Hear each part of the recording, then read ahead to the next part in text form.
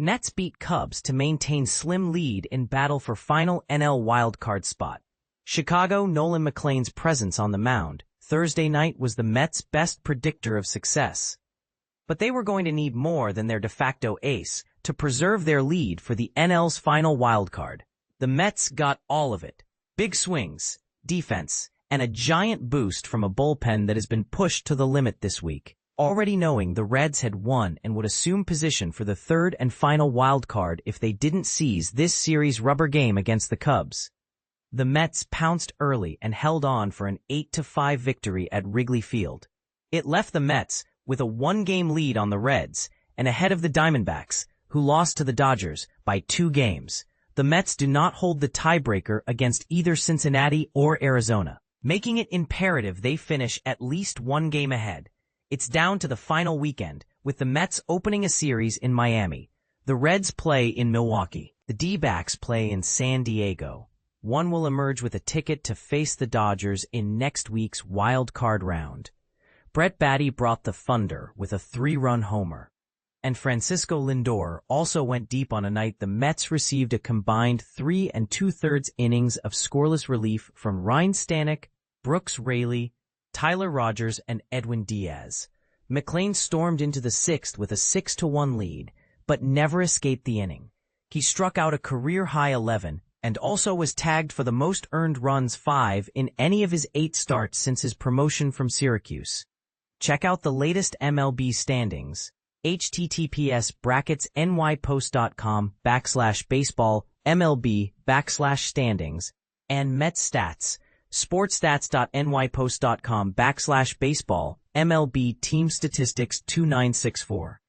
Over 5 1/3 innings, he surrendered 5 hits and 2 walks as his ERA jumped from 1.27 to 2.06. The Mets gave McLean a 2-run lead before he even threw his first pitch.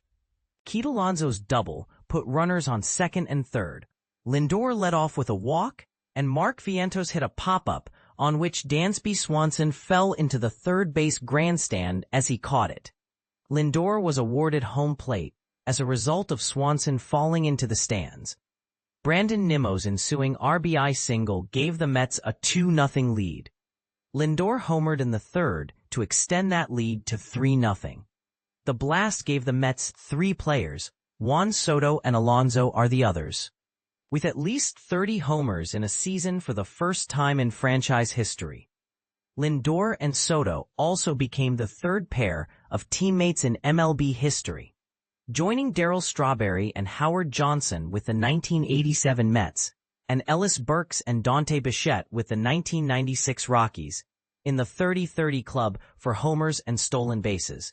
Baty gave the Mets plenty of cushion with a 3-run in the 4th that buried the Cubs in a 6-0 hole. Nimmo and Luis Torrens each singled before Baty went to the opposite field and cleared the ivy in left against left-hander Shota Imanaga.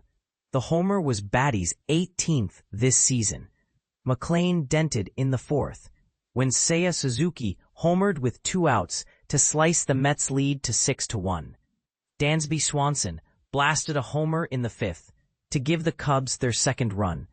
Entering the day, McLean had allowed only 1 homer in his first 7 Major League starts.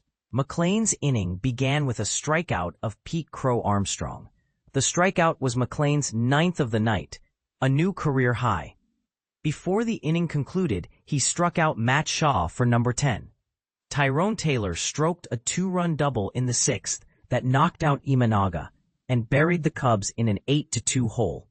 Nimmo and Baty each singled ahead of Taylor, who returned from the injured list a night earlier to claim a share of the starting center field job. Suzuki's 2nd homer of the game, a 3-blast in the 6th, pulled the Cubs within 8-5 and removed McLean, whose struggles began with 1 out. Ian Happ walked, and Moises Ballesteros doubled him to third. Suzuki clobbered an 0-1 pitch into the left field seats.